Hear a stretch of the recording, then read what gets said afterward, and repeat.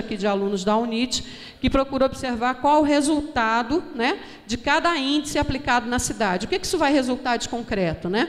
Mobilidade urbana, que pretende, né, trazer contribuições, porque é uma grande lacuna que existe nesse plano, e, novamente, eu concordo com o Juan, plano diretor não é panaceia para todos os males, não vai resolver tudo, não vai se conseguir nunca colocar tudo no plano diretor, mas também a gente sabe que existem lacunas importantes que precisam ser preenchidas, e uma delas, com certeza, é de mobilidade urbana. Porque, apesar da referência de que existem vias projetadas pelo sistema viário do plano diretor, mas não existe nenhum cálculo que indique qual a capacidade dessas vias, o que elas efetivamente vão representar em termos de mobilidade dentro da cidade. Vão resolver os engarrafamentos? A quantidade de carros que já existe vai conseguir circular por essas vias? Esse plano não tem essa resposta, não existe esse estudo, e não existe, digamos assim, uma diretriz clara. Nem mesmo, lembra aquele documento que eu coloquei lá de 2005, de 2003, da Conferência das Cidades do próprio município, que estabelecia corredores prioritários de ônibus e que até hoje também não foram incorporados no plano. Então, nem mesmo aquilo que já foi aprovado pela Conferência das Cidades e está em documento publicado pelo próprio município foi incorporado nesse plano diretor.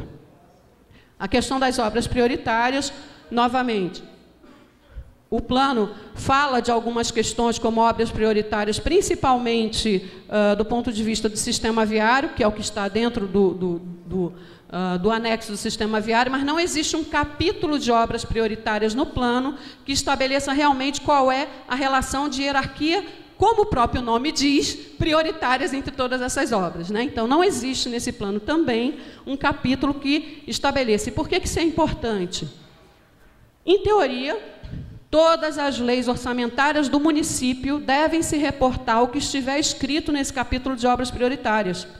Então, o plano plurianual, enfim, todas as leis orçamentárias do município, pelo que diz o Estatuto da Cidade, devem se reportar a esse plano de obras prioritárias, que também não é contemplado aí no plano, e, obviamente, equipamentos públicos também, saber o que tem de rede de equipamentos, o que atende, o que não atende, e, obviamente, um outro grupo que vai fazer a redação das propostas. Então, esse grupo está se reunindo, ora na OAB, ora na Casa do Plano, que é na Rua de Riachuelo 571.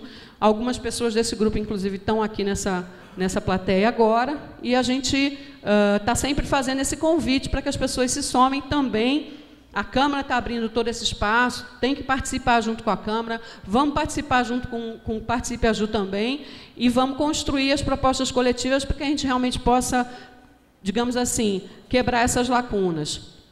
Aqui é um primeiro quadro comparativo que a gente vai estar mostrando, já de algumas observações feitas pelo Participe Aju. Juan já tinha colocado aqui antes, né, a questão do coeficiente de aproveitamento. Essa primeira coluna é do Plano de Aracaju e da legislação vigente hoje, ok? Essa segunda coluna é do plano diretor dessa legislação que está em tramitação na Câmara de Vereadores. Essa terceira coluna é a coluna das propostas que a ADEME apresentou para o plano diretor de Aracaju. E essa quarta coluna aqui é do plano diretor da Barra dos Coqueiros vigente. A gente quer fazer uma comparação para observar como, muitas vezes, uma lei que, em teoria, como já foi dito, se for restritiva, vai impedir a ocupação da cidade, vai dificultar que os promotores imobiliários continuem tendo espaço para a sua atuação, e é importantíssimo que isso aconteça, porque o mercado imobiliário é um motor da economia. Mas a gente vai estar usando aqui um exemplo de como uma cidade pequena, como a Barra dos Coqueiros, que está aqui ao lado, com uma legislação, entre aspas, vista como muito mais restritiva, está conseguindo atrair investidores internacionais. Agora mesmo, o maior grupo de urbanização do Brasil escolheu a Barra dos Coqueiros para se implantar, o Alphaville está fazendo um grande empreendimento lá, e entre tantos outros que estão surgindo. Claro, tem um bloqueio na zona de expansão de Aracaju que está levando essas pessoas para lá, sim, claro que tem, mas não é só isso.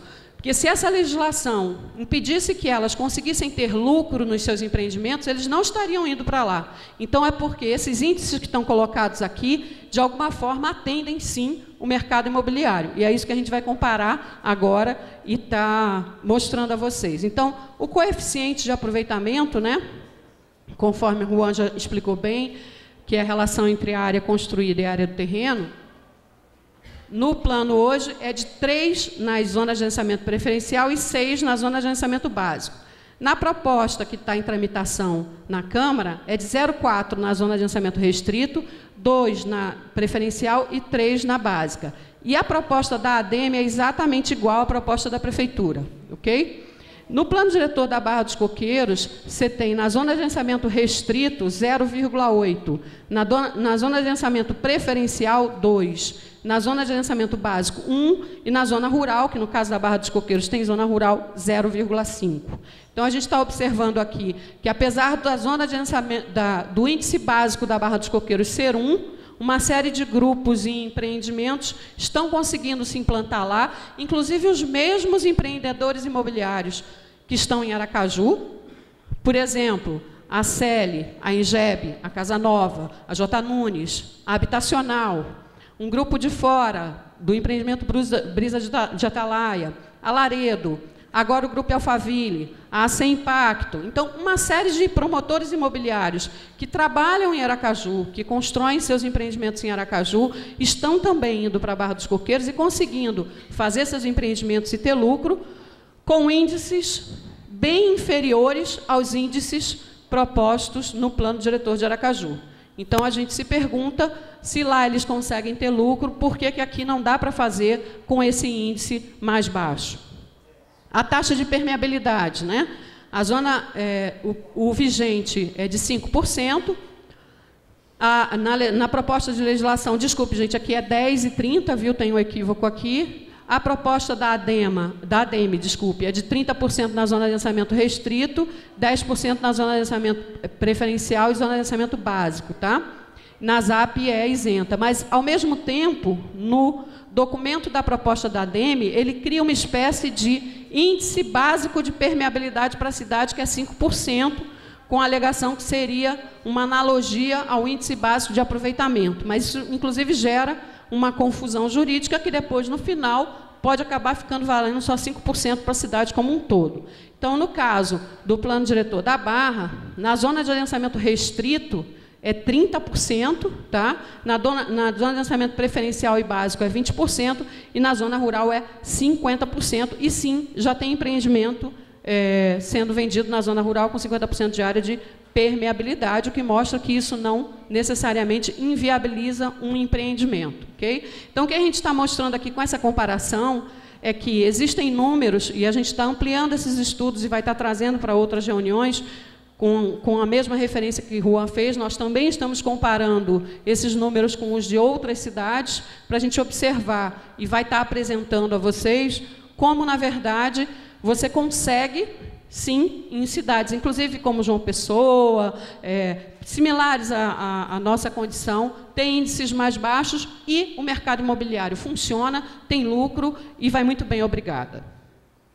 Com relação à taxa de ocupação, né, que é aquilo que Juan colocou, que vai de 90% na zona de agenciamento preferencial para o térreo, a 60% no terceiro do terceiro pavimento para cima, né, e que aqui, na verdade, no plano em tramitação, basicamente está dentro dos mesmos números. A proposta da ADEME remete ao Código de Uso e Ocupação do Solo e da Plano Diretor da Barra também. A área mínima do lote, aqui, na ZAB 1, está com 125 metros quadrados. Nas áreas de especial de interesse social, o mínimo seria 100 metros quadrados. Na zona de agenciamento restrito, 250 metros quadrados.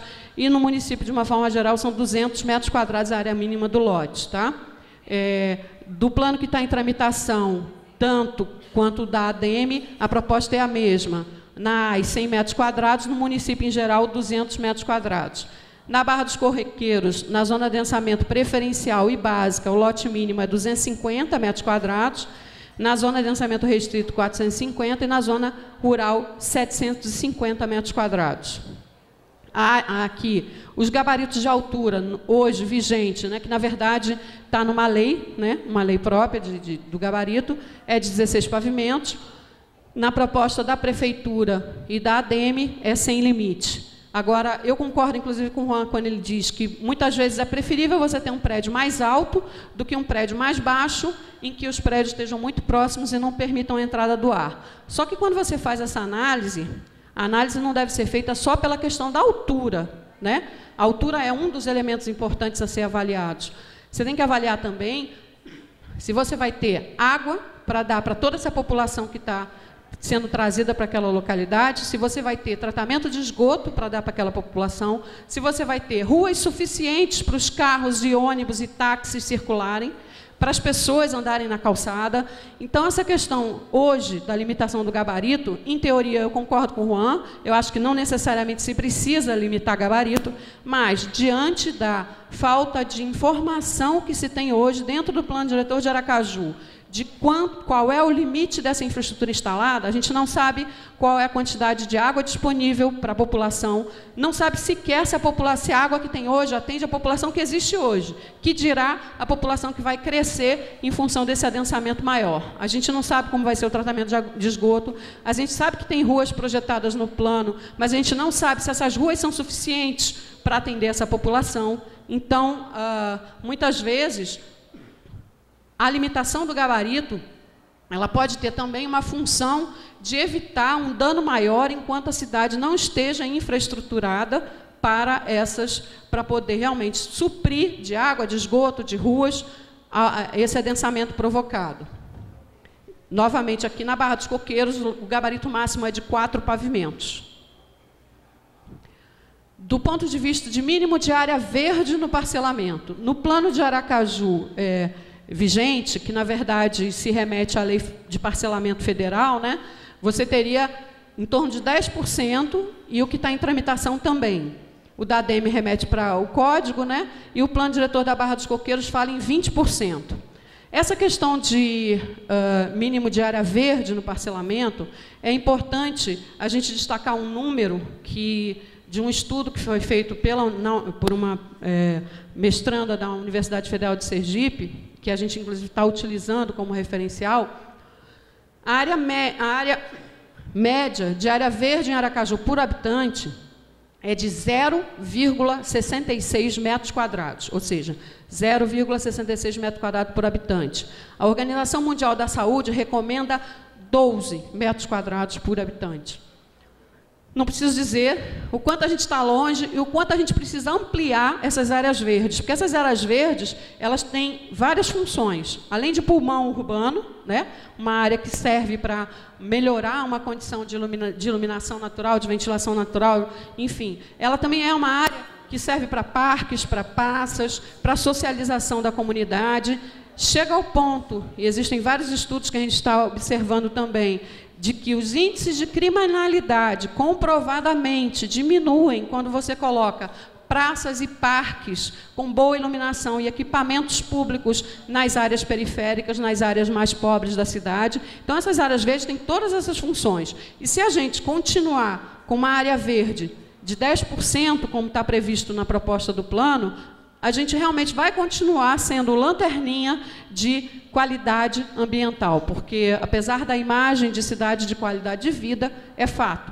Nós temos 0,66 metros quadrados de área verde por habitante. E não vamos confundir aqui terrenos vagos com áreas verdes, porque áreas verdes públicas são aquelas que nunca vão ser construídas. São aquelas que são deixadas para parques, para praças, e não os terrenos que ainda se vê muitos vagos em Aracaju, hoje se acha que tem muita área verde. Não é bem o caso. O que existe é um terreno particular, vago, que um dia pode ser ocupado, certamente o será, né, pelo interesse econômico, e vai, então, tirar da população essa área de pulmão, essa área de convivência social. Então, isso aqui é um dado. Na Barra, por exemplo, o índice mínimo de área verde é de 20%. O de área institucional é mais do que sabido que hoje é 5%, né? Novamente, na Barra, o mínimo é 10%. É mais do que sabido que o poder público não dá conta de ter recurso suficiente para dar infraestrutura e serviços e equipamentos urbanos para toda a população. Isso é, né, qualquer um observa isso. Então, se você não tem um mecanismo que aumente a oferta dessas áreas para esses equipamentos urbanos, cada vez mais vai ficar difícil para a prefeitura fazer uma escola, fazer um posto de saúde, né? Fazer um centro de assistência social, fazer um hospital, por exemplo, municipal, porque o município precisa dessas áreas institucionais para isso. Então, quando se amplia essa área, se permite que, quando o empreendedor vai fazer um parcelamento, se reserve uma área dentro daquela localidade para realmente prover de equipamento àquela população que vai morar ali. Tá? A questão das dunas. No plano diretor hoje, pode demolir duna de até 6 metros, pode ocupar com restrição de 6 a 10 metros e se torna não edificante, ou seja, não pode fazer nada com ela a partir dos 10 metros. Na proposta, pode demolir até 5 metros, pode ocupar com restrição de 5 a 9 metros e a não edificante acima de 9 metros. Basicamente é a mesma proposta da ADEME também. Okay? Na Barra dos Coqueiros é área de preservação permanente, duna não se demole. Com relação ao condomínio fechado, não existe no plano vigente ou em tramitação um parâmetro específico para a doação dessas áreas, esses condomínios fechados verticais. Tá? Não existe. Então, o que acontece?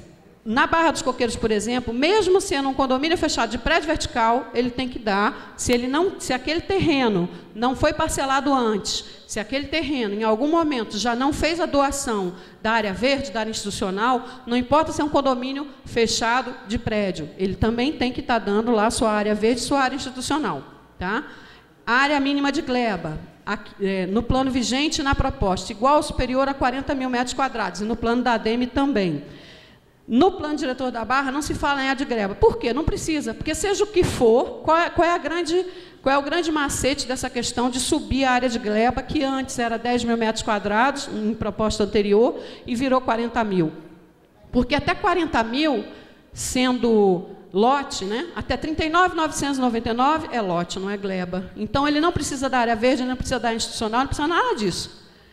Quando você reduz essa área aqui, aí todos esses parcelamentos passam a ser obrigados a dar também área verde, área institucional. Então, é uma conta que não fecha. A população aumenta, precisa de mais rua, precisa de mais escola, precisa de mais posto de saúde.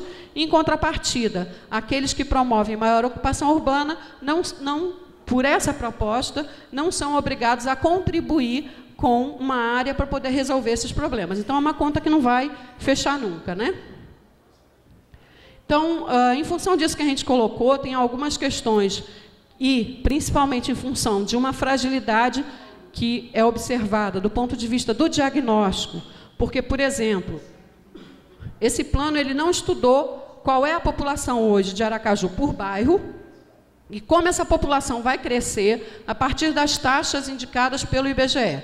Muito bem, a gente tem uma determinada população, a gente tem uma taxa de crescimento projetada para aquela população, e aí você vai observar, com essa população que foi gerada, existe ruas que vai atender aquela população naquela localidade, existe água para aquela população, tem como fazer o tratamento de esgoto, tem escola, tem posto de saúde. A gente não sabe essa resposta através dos estudos que estão apresentados. Em função disso, do ponto de vista de segurança, e principalmente pensando que desde 2000, dentro do plano diretor de Aracaju, estava previsto que fosse criado, por exemplo, entre muitas outras coisas que não foram efetuadas, o sistema de informações urbanas. Nesse sistema de informações urbanas, essas coisas estariam contempladas, estariam estudadas. Então, num momento como esse, em que a gente vem querer fazer uma revisão do plano, a gente ia saber o que aconteceu com a cidade, como é que ela cresceu, quantos mil habitantes tem aqui, tem ali, aquela água aguenta, não aguenta? Nenhuma dessas informações está disponível nesse plano diretor. Então, em função disso, o grupo entende, o Participe e Ajude, dentro das propostas preliminares que estão sendo discutidas, que deve haver uma redução geral de índice de aproveitamento, voltando possivelmente ao índice 1, que, por sinal, foi aprovado pela própria Prefeitura na Conferência das Cidades em 2003, na Conferência das Cidades em 2005, um aumento da taxa de permeabilidade, o aumento da área verde pública, que é absurdo a gente ter 0,66 metros quadrados por habitante, quando a Organização Mundial da Saúde recomenda 12, e a limitação do gabarito de altura, todas essas questões, no mínimo até que exista, de forma concreta, dentro do plano diretor, referenciais técnicos necessários e suficientes para se observar qual o impacto real desses índices que o plano hoje está propondo. Então, além dessa composição técnica desses grupos que nós falamos, o grupo é aberto para a participação de qualquer pessoa da população que assim deseje ir às reuniões, e já aconteceu, né, de pessoas da comunidade, felizmente, estarem se juntando aí ao nosso grupo para discutir. Existe a previsão de uma avaliação preliminar das inconsistências do plano, né, prevista para estar concluída até meados de dezembro. Na semana passada, uma comissão do Grupo Participaju esteve na Câmara, com o presidente, Emanuel Nascimento, entregando um requerimento desse grupo, fazendo propostas de encaminhamento, inclusive, entre elas, solicitando também que houvesse audiências públicas do grupo com a Câmara de Vereadores, com caráter deliberativo, em teoria, logo no início do Poder Legislativo no próximo ano, a gente não sabe se é março ou se é fevereiro ou março, mas, enfim, logo assim que for retomado o trabalho legislativo no próximo ano, né, foi uma solicitação, um requerimento do grupo, a gente ainda está naturalmente aguardando a resposta da Câmara, que foi só semana passada, é muito recente, e a gente entende aí dentro desse processo, desse grupo, né, que tem um bônus muito grande nisso tudo que a gente está fazendo, porque na medida em que você realmente junta as pessoas, tenta mostrar a elas a importância do plano diretor para a vida prática delas, para o dia a dia delas, né?